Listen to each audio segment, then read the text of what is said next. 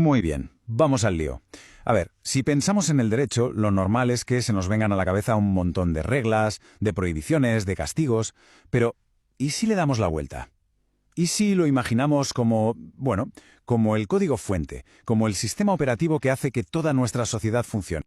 Esa es la gran pregunta que vamos a intentar desgranar, porque en el fondo, detrás de todos los juzgados y las leyes, hay una idea que es mucho, pero que mucho más profunda y fascinante sobre cómo nos organizamos, cómo gestionamos el poder y, sobre todo, qué entendemos por justo. Para empezar, podemos tirar de la definición de manual, la que saldría en cualquier libro. Habla de normas, de coerción, que para que nos entendamos es la capacidad de obligar a cumplir algo, y de mantener el orden social. Ojo, es un buen punto de partida, pero la historia de verdad tiene mucha más miga. Porque claro, esta idea de ¿qué es el derecho? No es algo que se haya decidido de un día para otro. Ha sido un debate de siglos. No es para nada un concepto fijo, sino más bien una conversación continua entre algunas de las mentes más lúcidas de la historia del pensamiento jurídico. Cada uno de estos pensadores aporta una pieza clave a este puzzle. Mira, para Kelsen, el derecho es pura estructura, como una pirámide de normas.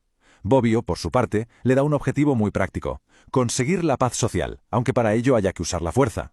Luego llega Alexi e introduce la moral, la idea de que la ley no solo se impone, sino que tiene que poder defenderse con argumentos, ser legítima. Y Ferrajoli nos recuerda su papel quizás más noble: ser un escudo, una protección para la gente frente al poder. Si lo vemos así, el derecho no es una sola cosa, ¿verdad? Es jerarquía, es fuerza, es argumento y es protección, todo al mismo tiempo. Vale, y todo esto, que suena muy teórico, nos lleva a una pregunta clave. ¿Cómo se come todo esto? ¿Cómo pasamos de estas ideas tan abstractas a la realidad de un país, a leyes que nos afectan en nuestro día a día? Pues para verlo en acción, vamos a fijarnos en el caso de Colombia. Su Constitución de 1991 es un ejemplo increíble de cómo un país entero, de forma muy consciente, darle un nuevo propósito a todo su sistema legal.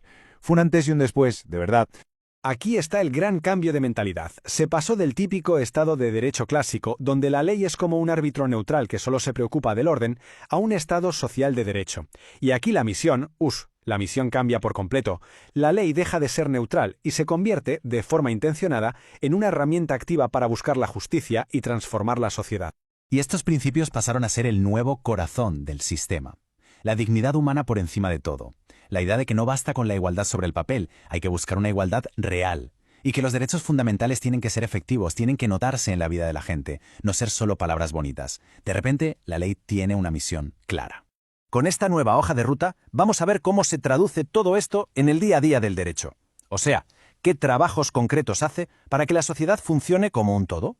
Aquí están sus tareas. Las de siempre, las clásicas, las conocemos bien. Regular cómo nos comportamos, organizar el poder del Estado, solucionar conflictos de forma pacífica y garantizar nuestros derechos.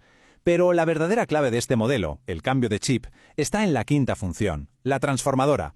Es sin duda la más ambiciosa de todas, porque significa que el derecho no se conforma con mantener las cosas como están, sino que intenta, activamente, construir una sociedad mejor y más justa.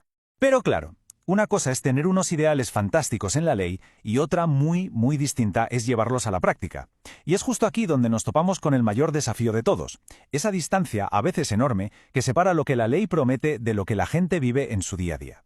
Y los obstáculos son muy reales. Estamos hablando de un laberinto de burocracia que lo frena todo, de la dura verdad de que no todo el mundo tiene el mismo acceso a la justicia, y de una auténtica selva de leyes, tantas que a veces el sistema se vuelve casi imposible de entender. Todo esto, lógicamente, crea una tensión brutal.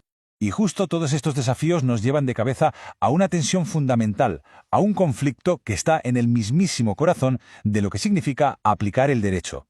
Y aquí lo tenemos, el gran dilema. Por un lado necesitamos seguridad jurídica, es decir, reglas claras, estables, predecibles, para saber a qué atenernos. Imagina una ley que dice que robar algo tiene una pena fija. Punto.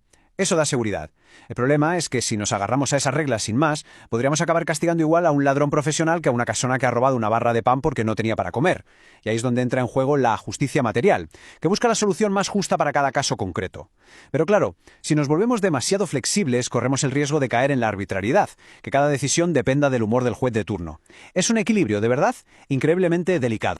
Así que, con todo esto sobre la mesa, llegamos a la conclusión. Quizá el verdadero propósito del derecho no es llegar a un estado final perfecto e inamovible, sino más bien ser un gestor continuo de esa tensión. Y esta es, yo creo, la idea principal con la que hay que quedarse. La legitimidad del derecho al final no está en que sea perfecto, porque no lo es, sino en su capacidad para adaptarse, para estar siempre buscando ese equilibrio tan frágil entre el orden, la libertad y la justicia, intentando responder a lo que la sociedad necesita en cada momento. Y terminamos este análisis con una última pregunta para la reflexión. ¿El derecho se limita a ser un espejo que refleja cómo es nuestra sociedad, o es más bien un martillo, una herramienta que usamos para darle forma, para construir la sociedad que queremos ser? Una pregunta que, en el fondo, define el tipo de futuro que aspiramos a construir juntos.